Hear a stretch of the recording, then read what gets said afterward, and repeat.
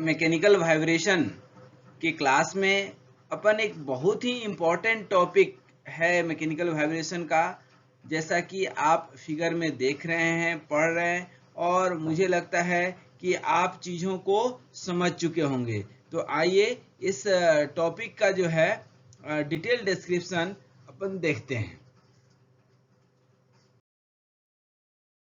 Dear student, you are most welcome to our educational channel Mechanical Pandit, और मैं आपके प्यारे पांडे सर।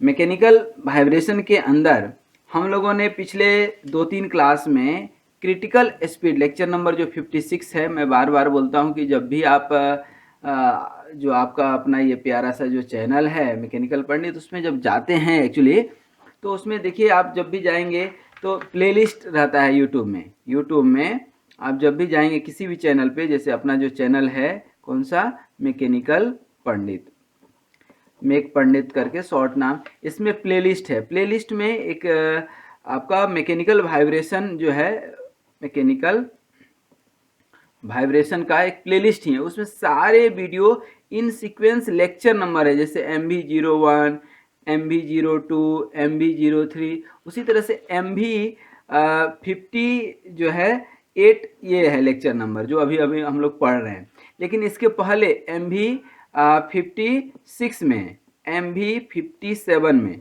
ये सब में आपको हमने पढ़ाए हैं क्रिटिकल स्पीड, ठीक है ना, जैसे ये कि अभी आप देख रहे हैं। तो हम आज का जो टॉपिक है हमारा critical speed of shaft with 2 disc. तो इसको पहले हम 2 डिस्क को समझें, उसके पहले सिंगल डिस्क थोड़ा सा हम देख लें, और इसमें हम चाहेंगे कि 2 मिनट का आपका समय लेकर के थोड़ा सा कुछ समझा दें, क्योंकि जब तक समझाएंगे नहीं मज़ा नहीं आएगा। तो ये देखिए, हमने बताया था सिंपल सा कॉन्सेप्ट हम बताए थे कि यहाँ पर जैसे कि कोई भी आपका शाफ्ट है, ये मान लीजिए कोई शाफ्ट है, ठीक है ना, इसके बियरिंग में फिट है, और यहाँ पर आपका कोई डिस्क है, क्या है, कोई डिस्क या पुली माउंटेड है। अब ये जब रोटेट होगा, देखिए ये क्या है, सेंटर ऑफ रोटेशन है O, और इस डिस्क का जो है ज्योमेट्रिक सेंटर क्या है, C मान लीजिए। तो C, और यही शाफ्ट का भी ज्योमेट्रिक सेंटर होगा। ये पुली होगा तो भी डिफ्लेक्ट होगा, नहीं पुली होगा तो भी डिफ्लेक्ट होगा, ठीक है, ध्यान दीजिएगा। लेकिन चूंकि क्वेश्चन में है कि डिस्क के साथ पढ़ना है, तो ये डिस्क हो गया।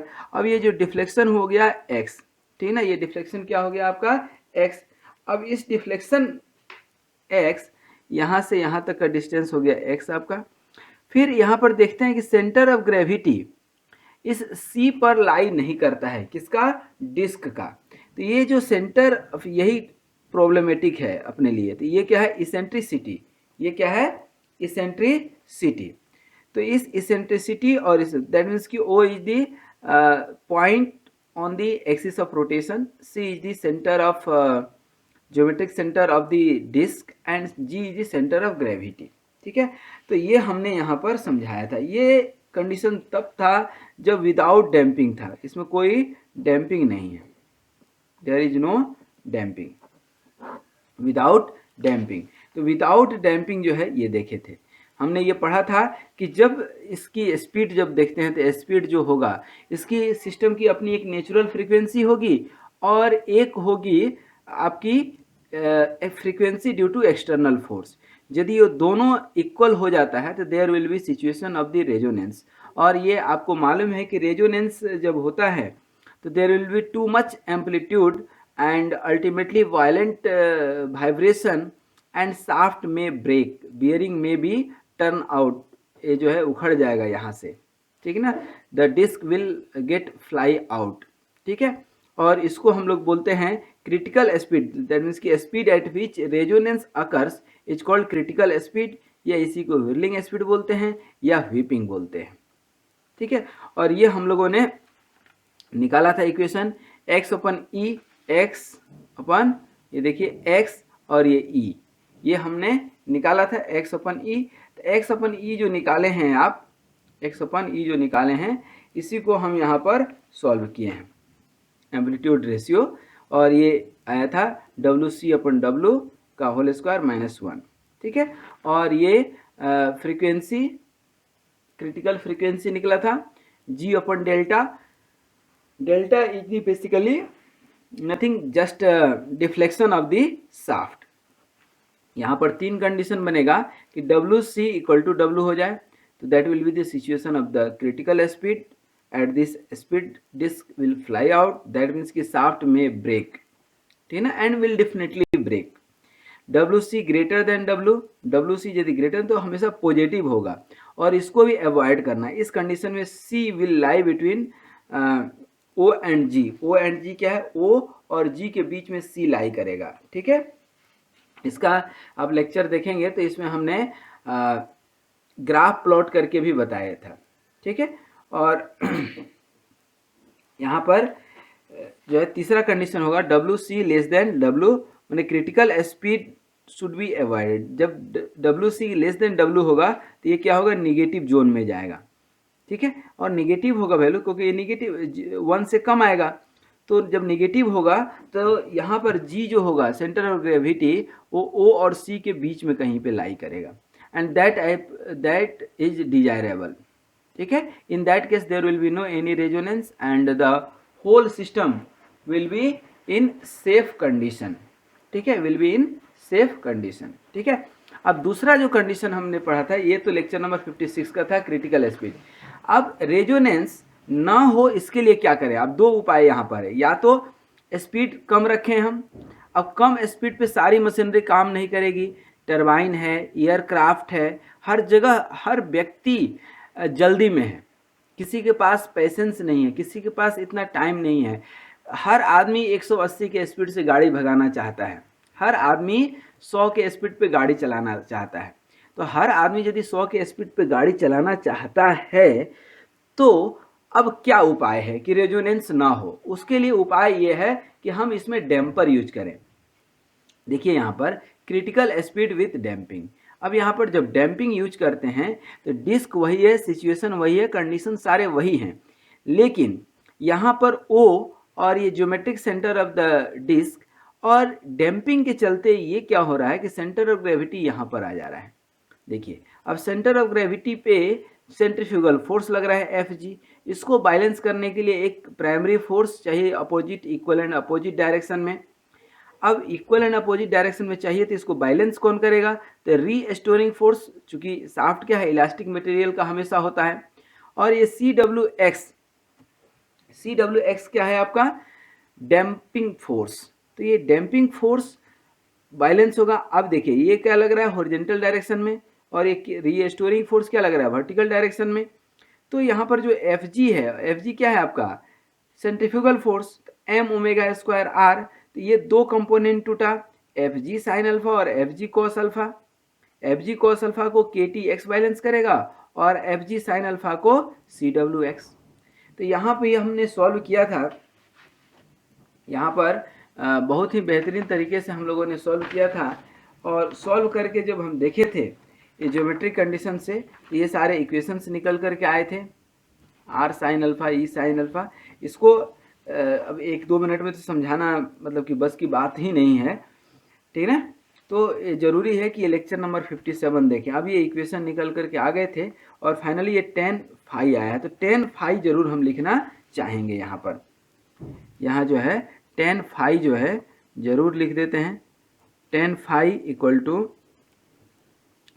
2 zeta omega upon omega n का स्क्वायर अपन ये 1 minus omega upon omega n का होल स्क्वायर, ठीक है। ये आपका tan फाई फेज एंगल। बोलिएगा सर फेज एंगल लिखने का क्या फ़ायदा है, आप क्यों निकाल रहे हैं फेज एंगल, ठीक है ना। तो फेज एंगल, ये आप एंगल तो समझ रहे हैं, एंगल मतलब कि जो आपका सेंटर ऑफ रोटेशन वाली लाइन है और geometric centre of the disc है, उस लाइन से कितने एंगल पे आपका सेंटर ऑफ ग्रेविटी है, दैट इज द फाई। तो ये फाई निकालेंगे। अब बोलिएगा सर ये फेज एंगल निकालने से क्या फ़ायदा हुआ हमको, तो फ़ायदा ये हुआ दोस्तों कि इससे आपको ये कंडीशन पता चल जाएगा कि फाई यदि 0 है तो there will be no damping, तब तीनों तो एक ही लाइन पे होगा, कोई दिक्कत ही नहीं है। क्योंकि हमेशा ध्यान रखिएगा O, C और G तीनों एक लाइन पे नहीं होगा यदि डैम्पर यूज करेंगे, तो नहीं यूज करेंगे तो तीनों एक ही लाइन पे होगा, ठीक है। उसके बाद फाई यदि लेस देन 90 डिग्री होगा तो देयर विल बी डैम्पिंग, यदि इक्वल टू 90 डिग्री होगा तो deflection of the shaft will be maximum and hence the critical speed. ध्यान दीजिएगा, फाई यदि 90 डिग्री होगा तभी जो है क्रिटिकल स्पीड, क्रिटिकल सिचुएशन इसमें आएगा, अदरवाइज नहीं आएगा, ठीक है। और फाई यदि 180 डिग्री हो गया, फाई क्या हो गया 180 डिग्री हो गया, तो it is the safe condition, ठीक है, even after speed is greater than the critical speed. तो अब यहाँ पे मेन पॉइंट यही पे है जो मैं बार बार बोल रहा था कि दुनिया फास्ट एंड फास्टर होते जा रही है, हाई स्पीड चाहिए, क्रिटिकल स्पीड से भी ज़्यादा स्पीड चाहिए, और रेजोनेंस भी नहीं होना चाहिए, कोई डैमेज भी नहीं होना चाहिए, कोई फटिग भी नहीं होना चाहिए। तो उस कंडीशन में हमें डैम्पर यूज करना चाहिए। डैम्पर यूज करेंगे तो हम क्रिटिकल स्पीड से भी ज़्यादा स्पीड पे हम अपनी गाड़ी चला सकते हैं, ठीक है। अब इसको सॉल्व किए थे, सॉल्व करने के बाद हमें इक्वेशन मिला था डैम्पिंग रेशियो का, ये इक्वेशन मिला था एम्पलीट्यूड रेशियो का, सॉरी एम्पलीट्यूड रेशियो का ये इक्वेशन निकला था। ये इक्वेशन भी हम चाहेंगे कि कहीं यहाँ पर छोटा सा लिख दें, ठीक है। देखिए यहाँ पर x अपन ई डैम्पिंग, ये एम्पलीट्यूड रेशियो, ये x, देखिए ये x और ये e, ठीक है ना। तो x अपन E equal to beta square अपन 2 एप्सिलॉन बीटा का whole square plus 1 minus beta square का होल स्क्वायर पर टोटल स्क्वायर रूट, ठीक ना। और ये बीटा क्या है यहाँ पर, फ्रीक्वेंसी रेशियो है, ध्यान रखिएगा। बीटा क्या है यहाँ पर, beta equal to omega upon omega N, और ये जीटा क्या है, critical damping ratio, damping ratio, और ये फ्रीक्वेंसी रेशियो, ठीक है। तो यहाँ पर बीटा यदि इक्वल टू 1 हो जाए तो भी हमें कोई दिक्कत नहीं है, ठीक ना। एट रेजोनेंस आप यहाँ लिख सकते हैं, एट, यहाँ पर लिख देते हैं कहीं पे, एट रेजोनेंस मतलब बीटा इक्वल टू 1 हो जाए, तो एट रेजोनेंस यहाँ पर X upon E equal to क्या हो जाएगा, X upon E 1/2 zeta damping ratio, 1/2 damping ratio. तो ये इक्वेशन आपको याद रखना है, ठीक है ना। ये कंपेटिटिव एग्जाम वगैरह में पूछे जाते हैं, ठीक है। अब ये दोनों लेक्चर 56 57 देख लेने के बाद अब आपका आता है क्रिटिकल स्पीड विथ 2 डिस्क, ठीक है ना। यहाँ ध्यान दीजिए, critical speed of shaft with 2 disc, ठीक है। अब ये 2 डिस्क कैसा होगा, तो मान लीजिए यहाँ पर 2 डिस्क होगा। अब ये वर्टिकल भी हो सकता है और हॉरिजॉन्टल भी हो सकता है। क्या हो सकता है, वर्टिकल भी हो सकता है और हॉरिजॉन्टल भी हो सकता है। देखिए यहाँ पर ये आपका शाफ्ट हो गया, ये आपका यहाँ पर बियरिंग हो गया,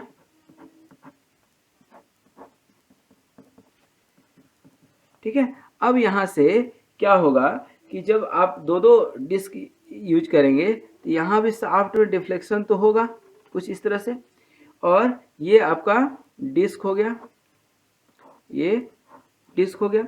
अब यहाँ पर सेंट्रीफ्यूगल फोर्स यहाँ भी F1 लगेगा और यहाँ भी F2 लगेगा, लगेगा कि नहीं।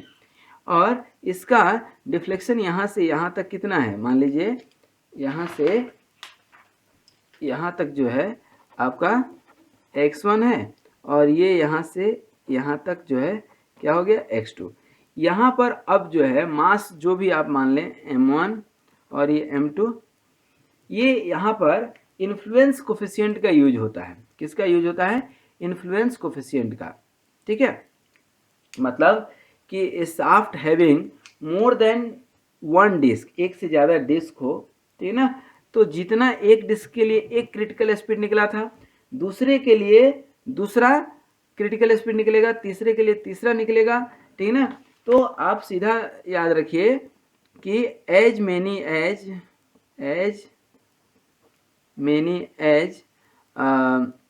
Disc that many will be, that much will be critical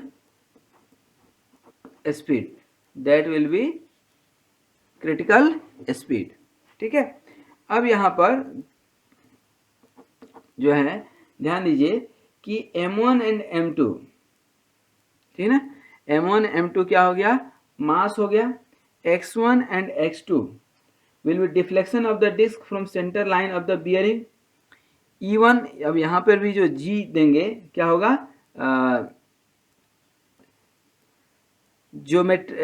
ये तो C हो गया आपका कौन सा, ज्योमेट्रिक सेंटर, और इस सेंटर ऑफ ग्रेविटी, तो इसके बीच का डिस्टेंस क्या हो गया, E1, और यहाँ भी क्या हो जाएगा, E2। सेंटर ऑफ ग्रेविटी कहीं इधर होगा, जैसा कि अभी बताए हैं। F1 और F2 क्या हो गया, सेंट्रीफ्यूगल फोर्स, और ये इसकी स्पीड तो कांस्टेंट रहेगी सारे डिस्क के लिए, ये क्या होगा, W, ठीक है ना, angular velocity of the rotating shaft. तो डिफ्लेक्शन जो होगा, इसके चलते इसके ऊपर भी फर्क पड़ेगा, इसके चलते इसके ऊपर भी फर्क पड़ेगा। तो यहाँ पर जो डिफ्लेक्शन होगा, तो deflection will be calculated in terms of influence coefficient. Influence coefficient क्या होता है, एक का दूसरे के ऊपर, माने इसको यदि डिफ्लेक्शन होगा ज़्यादा तो इसमें भी फर्क पड़ेगा, यहाँ यदि होगा तो ये इसके ऊपर भी फर्क पड़ेगा। कुल मिलाकर के एक कान में कोई कुछ बोलता है तो दूसरे कान में भी फर्क पड़ेगा, दूसरे कान में बोलता है तो पहले कान में भी फर्क पड़ेगा। दैट इज दी कंडीशन, ठीक ना। तो यहाँ पर हम एक स्टार मार करके लिख भी देते हैं, द डिफ्लेक्शन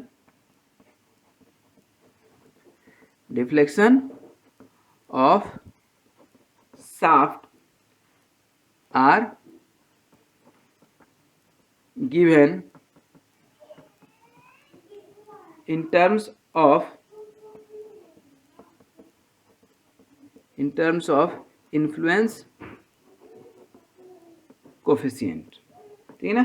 कैसे देंगे, x1 निकालेंगे, तो x1 जब निकालेंगे, ये x1, फिर x2 भी निकालेंगे, तो x1 निकालेंगे, A11 F1 plus A12 F2। A11 A12 क्या है, इन्फ्लुएंस कोफिशिएंट है, मतलब कि effect of 1 on 1, effect of 1/2, ऐसे effect of 1, effect on 1/1, effect on 1/2। तो ये A11 जनरली 1 ही होता है, क्योंकि इसी के ऊपर इफेक्ट हो रहा है। उसी तरह से x2 निकालेंगे तो क्या निकलेगा, इफेक्ट ऑन 2/1, ठीक है, और effect on 2/2, that is F2। तो ये दो इक्वेशन निकल गया। F1 F2 क्या है आपका, F1 F2 क्या है, सेंट्रीफ्यूगल फोर्स। तो इसको हम यदि लिखेंगे, x2 ही मान लीजिए लिखेंगे, x2, तो क्या हो जाएगा हमारा, A21 M1 ओमेगा स्क्वायर और x1 प्लस E1 होगा कि नहीं, और यहाँ पर क्या हो जाएगा, A22 और F2 की जगह पर M2 ओमेगा स्क्वायर और x2 प्लस E2 होगा। सिमिलरली x1 आप निकालेंगे तो क्या हो जाएगा, A11 F1 की जगह पर M1 ओमेगा स्क्वायर और x1 प्लस E1 और plus A12 M2 omega square x2 plus E2, ठीक है। अब यहाँ पर एट क्रिटिकल स्पीड, ठीक है ना, हम लिख सकते हैं eight critical speed x1 is very larger than E1 and x2 is very larger than E2. Hence E1 and E2 can be ignored in comparison to x1 and x2. x1 और x2 के comparison में इसको E1 और E2 को क्या कर सकते हैं, हम इग्नोर कर सकते हैं, ठीक है। तो यहाँ पर ध्यान दीजिए, एट क्रिटिकल स्पीड, ठीक है ना। अब यहाँ पर इक्वेशन क्या बनेगा, यहाँ पर ये x2 equal to A21 M1 omega square x1 plus A22 M2 omega square x2, पहला, और दूसरा क्या बनेगा x2 ए, ध्यान दीजिएगा ये हम लिख दिए गलती से, x2 लिखे हैं, यहाँ x1 लिख देंगे तो क्या हो जाएगा A11 m1 omega square x1 plus A12 m2 omega square x2। ठीक है, अब देखिए ये कॉमन चले जाएगा इधर, देखिए तो x2 को इधर ले लेंगे तो क्या हो जाएगा A21, इसको यहाँ लिख देते हैं A21 m1 omega square x1 plus A22 m omega square -1 into x2 equal to 0 हो जाएगा। ये इक्वेशन नंबर 1 मान लीजिए। और यहाँ पर क्या होगा A11 m1 omega square -1 into x1 और plus A12 m2 omega square x2 equal to 0, equation number 2। तो ये देखिए तो यहाँ x1 और x2 इस दोनों को मिला करके क्या हो सकता है, this kind of equation can be solve only with the help of matrix equation. Matrix से इसको सॉल्व कर सकते हैं, सिर्फ और सिर्फ मैट्रिक्स से। तो ये मैट्रिक्स इक्वेशन हो जाएगा, क्या हो जाएगा A21 m1 ओमेगा स्क्वायर और यहाँ पर A22 m ओमेगा स्क्वायर -1 और यहाँ क्या हो जाएगा A11 m1 ओमेगा स्क्वायर -1 और ये क्या हो जाएगा A12 m2 ओमेगा स्क्वायर और ये क्या हो जाएगा इक्वल टू 0। तो इस तरह से ये आपका इक्वेशन निकलेगा। अब यहाँ पर इन्फ्लुएंस कोफिशिएंट का वैल्यू निकालेंगे with the help of influence coefficient equation.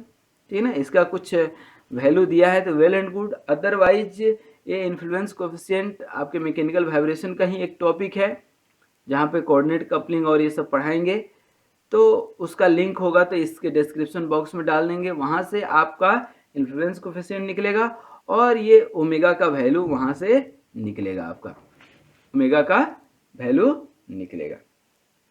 यहाँ पे ओमेगा का जो वैल्यू निकलेगा, तो जो भी वैल्यू निकलेगा एक प्लस में निकलेगा और एक माइनस में निकलेगा दोस्तों।